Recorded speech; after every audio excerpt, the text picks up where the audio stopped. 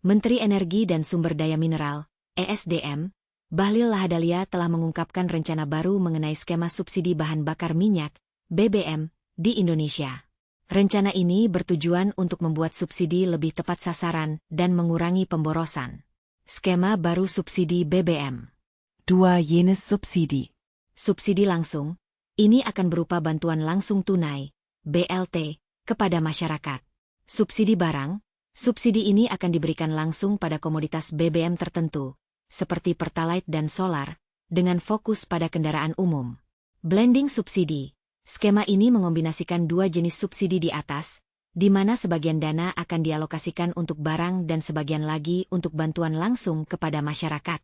Tujuannya adalah untuk menjaga daya beli masyarakat yang terdampak oleh kenaikan harga energi. Kriteria penerima subsidi. Pemerintah berencana untuk memprioritaskan penerima subsidi berdasarkan beberapa kriteria. Data Terpadu Kesejahteraan Sosial, DTKS. Kelompok ini mencakup keluarga miskin dan rentan yang membutuhkan dukungan dalam biaya transportasi dan energi rumah tangga.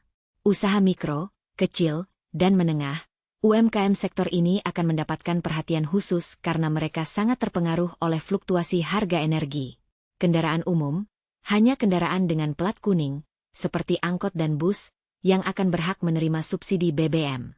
Kendaraan pribadi tidak akan mendapatkan subsidi ini untuk memastikan bahwa bantuan tepat sasaran. Tujuan dan harapan. Rencana ini diharapkan dapat meningkatkan efisiensi penggunaan anggaran subsidi dan memberikan manfaat yang lebih besar bagi masyarakat yang membutuhkan. Dengan skema baru ini, pemerintah ingin memastikan bahwa subsidi tidak hanya menguntungkan kelompok tertentu tetapi juga membantu masyarakat berpendapatan rendah serta sektor-sektor produktif. Masyarakat dapat mengetahui apakah mereka termasuk penerima subsidi BBM baru melalui beberapa langkah yang akan diatur oleh pemerintah. Berikut adalah cara dan kriteria yang akan digunakan. Cara mengetahui penerima subsidi.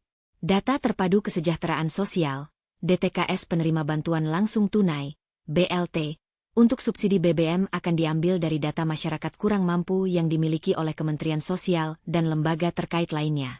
Masyarakat dapat memeriksa status mereka melalui data ini, yang akan diselaraskan oleh Badan Pusat Statistik, BPS.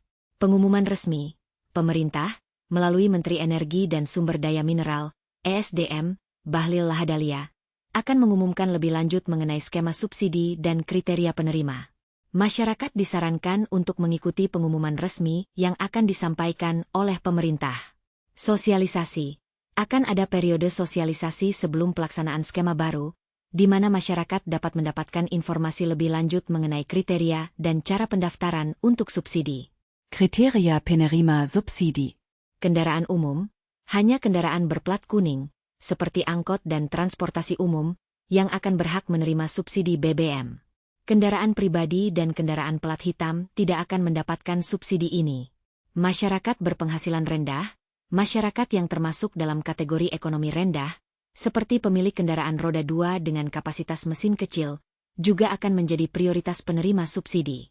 Usaha mikro, kecil, dan menengah, UMKM. Kendaraan yang digunakan untuk kegiatan UMKM, seperti angkutan barang kecil, juga termasuk dalam kriteria penerima subsidi. Dengan mengikuti langkah-langkah ini dan memperhatikan pengumuman resmi dari pemerintah, masyarakat dapat mengetahui apakah mereka berhak menerima subsidi BBM baru.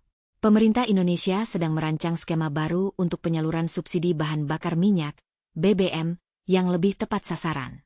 Menteri Energi dan Sumber Daya Mineral, (ESDM), Bahlil Lahadalia mengungkapkan beberapa kriteria baru untuk menentukan penerima subsidi ini.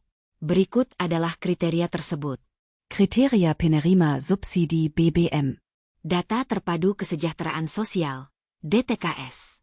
Penerima BLT subsidi BBM akan diambil dari data masyarakat kurang mampu yang tercatat dalam DTKS, yang dikelola oleh Kementerian Sosial. Ini mencakup keluarga miskin dan rentan yang membutuhkan bantuan dalam biaya transportasi dan energi rumah tangga. Kendaraan umum. Kendaraan berplat kuning, seperti angkot dan bus, akan menjadi prioritas utama penerima subsidi. Ini bertujuan untuk menjaga agar tarif transportasi publik tetap terjangkau bagi masyarakat. Usaha mikro, kecil, dan menengah, UMKM. Sektor UMKM akan mendapatkan perhatian khusus karena mereka sangat terpengaruh oleh fluktuasi harga energi.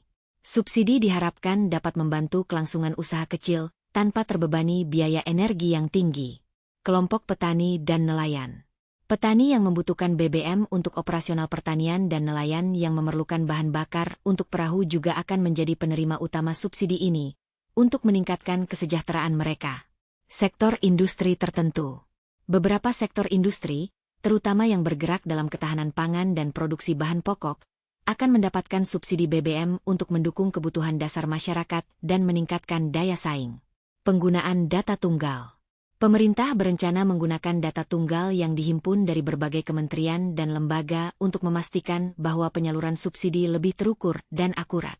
Data ini akan diselaraskan oleh Badan Pusat Statistik, BPS, untuk menghindari duplikasi atau kesalahan dalam penyaluran.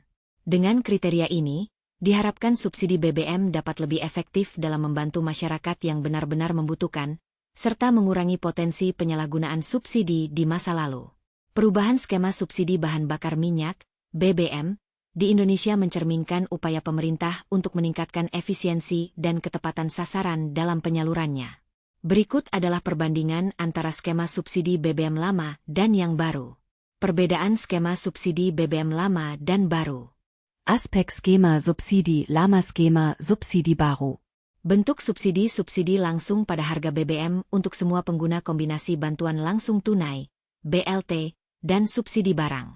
Kriteria penerima umum, tidak ada pembatasan yang ketat berdasarkan data terpadu kesejahteraan sosial, DTKS, fokus pada masyarakat miskin dan rentan. Target kendaraan semua kendaraan, termasuk kendaraan pribadi hanya kendaraan umum berplat kuning, angkot, bus, dan kendaraan roda 2 kecil.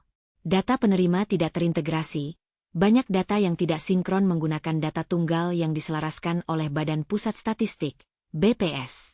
Tujuan penyaluran menyediakan BBM dengan harga lebih murah untuk semua meringankan beban masyarakat berpendapatan rendah dan mengoptimalkan penggunaan dana subsidi.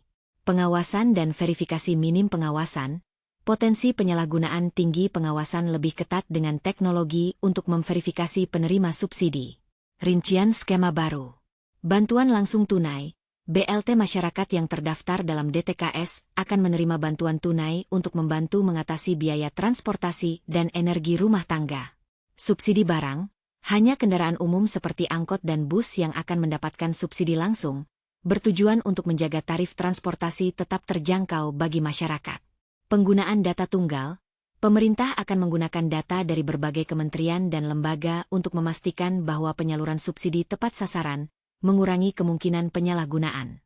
Fokus pada sektor tertentu, selain masyarakat miskin, sektor usaha mikro, kecil, dan menengah, UMKM, serta petani dan nelayan juga akan menjadi prioritas dalam penyaluran subsidi.